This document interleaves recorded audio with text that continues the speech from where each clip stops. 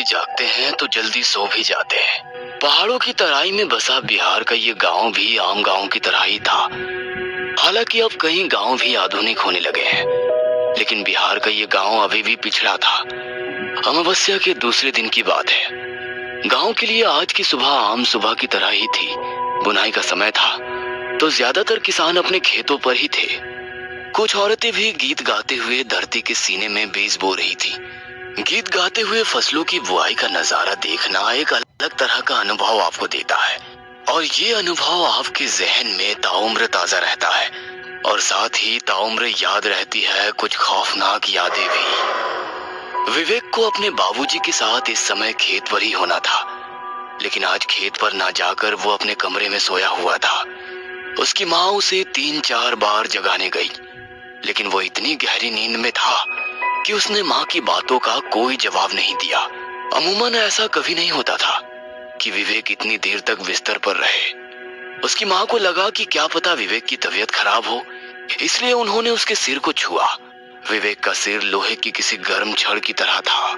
हे भगवान, इसे तो तेज बुखार है। विवेक, विवेक बेटा, बेटा विवेक।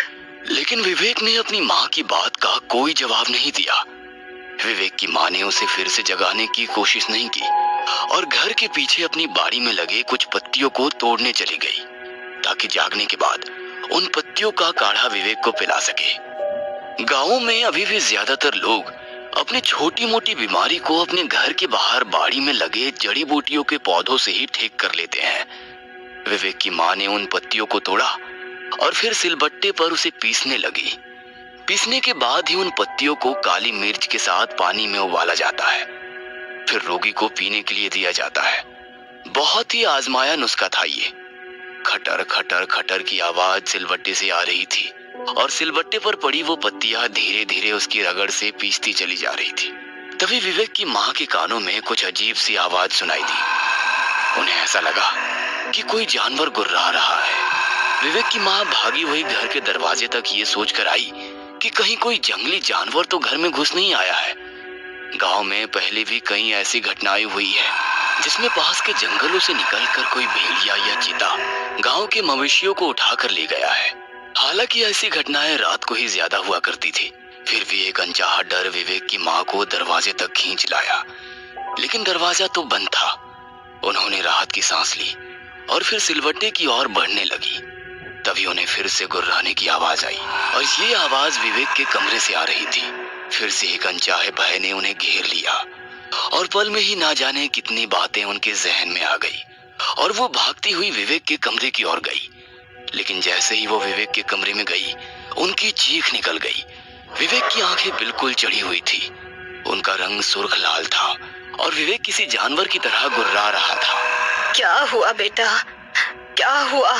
विवेक ने अपनी माँ की बातों का कोई जवाब नहीं दिया, उल्टा उन्हें अजीब सी नजरों से घूरने लगा और कहा, मांस, मांस खाना है, मुझे मांस खाना है।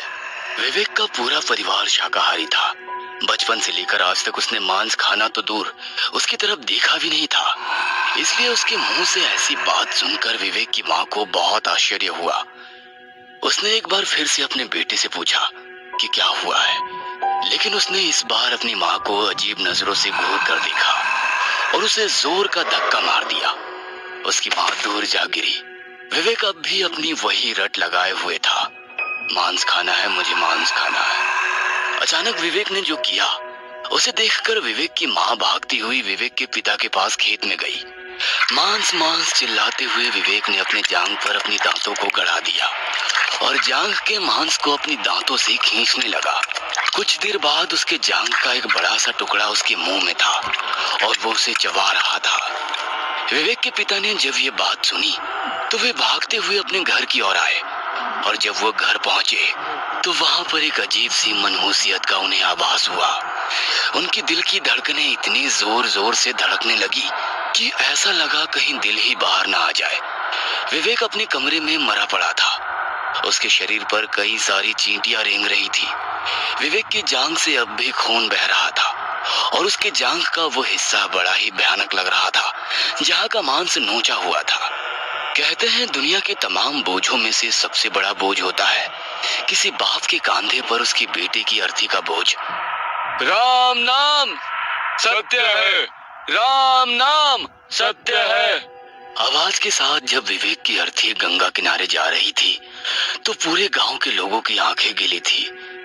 गंगा किनारे जब विवेक का मृत शरीर आग के लपटों में खाक हो रहा था और उसका शरीर फिर से पंच तत्वों में मिलने वाला था, उसी समय वहीं दूर बैठे विवेक के दो पक्के दोस्त बनवारी और राजेश की आंखों में कल रात का दृश्य बार बार घूम रहा था। ऑर्केस्ट्रा के गाने और उस गाने पर स्टेज पर नाचती हुई डांसर के सामने खड़ी भीड़ बौराई हुई थी। विवेक, बनवारी और राजेश ने कभी ऑर्केस्ट्रा नहीं देखा था, केवल उसके बारे में सुना था, इसलिए वे तीनों भी उस ऑर्केस्ट्रा में पूरी जान लगाकर शोर मचा रहे थे। लेकिन उन तीनों को एक डर ये भी था कि उनके घर वालों को उनके ऑर्केस्ट्रा देखने की बात पता लगी तो उनकी जम के मरम्मत भी हो सकती है। इसलिए उन्होंने किसी को भी पास के गांव में हो रहे ऑर्केस्ट्रा के बारे में नहीं बताया था। रात के लगभग 2 बजे संगीत का शोर थमा और वे सभी अपने गांव की ओर लौटने लगे। अमावस्या होने के कारण अंधेरा काफी घना था। राजेश के पास एक मोबाइल थी, उसी की रोशनी में वे आगे बढ़ रहे थे। रात में सांप बिच्छू के निकलने का डर भी बना रहता है, इसलिए वो धीरे धीरे और बहुत ही सावधानी से खेत की पागडंडी के बीच से गुजर रहे थे। एक बात बोले बनवारी, आज हमारा गधा का जन्म छूट गया। आज हमने भी ऑर्केस्ट्रा देख लिया रे। हाँ, खाली ही वाला बात घर को पता ना लग जाए, और नहीं तो गधा की तरह दुलती भी पड़ेगी हमें। अबे पता कैसे लगेगा, हम लोग तो बताने से रहे। वैसे हम लोग रिस्क लिए तो मजा भी बहुत आया रे। जानते हो, वो नचनिया हमको बहुत पसंद आई। अगर हमको शादी करने के लिए बोले ना तो हम तो आंख मूंद के कर लेंगे उससे शादी। तभी बनवारी के आगे से एक काला सा सांप रेंगते हुए गुजरा, जिसे देखकर वे तीनों खामोशी से खड़े हो गए। बाप रे, अभी तो मेरा पैर इसी पर पड़ जाता। उस काली रात में उन तीनों को कोई देख लेता तो वो जरूर उन्हें भूत ही समझ लेता।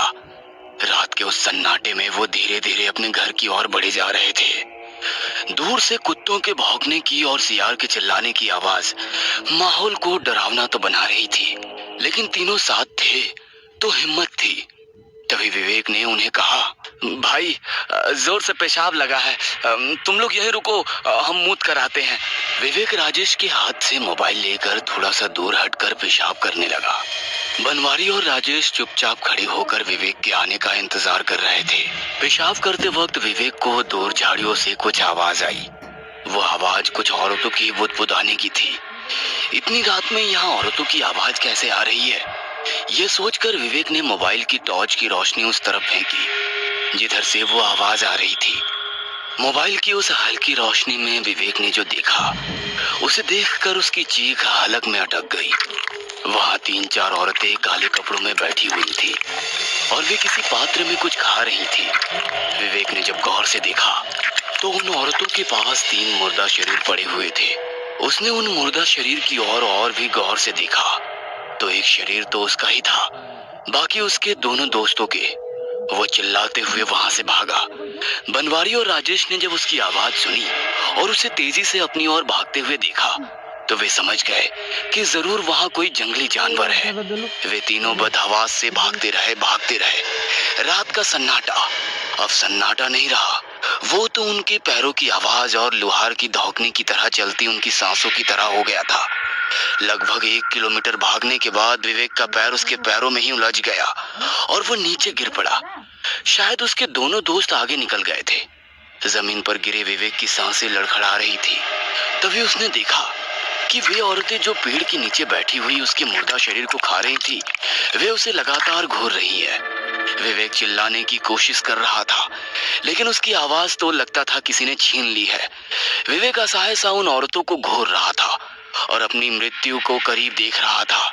तभी राजेश और बनवारी उसके पास आए। राजेश के हाथों में टॉर्च थी।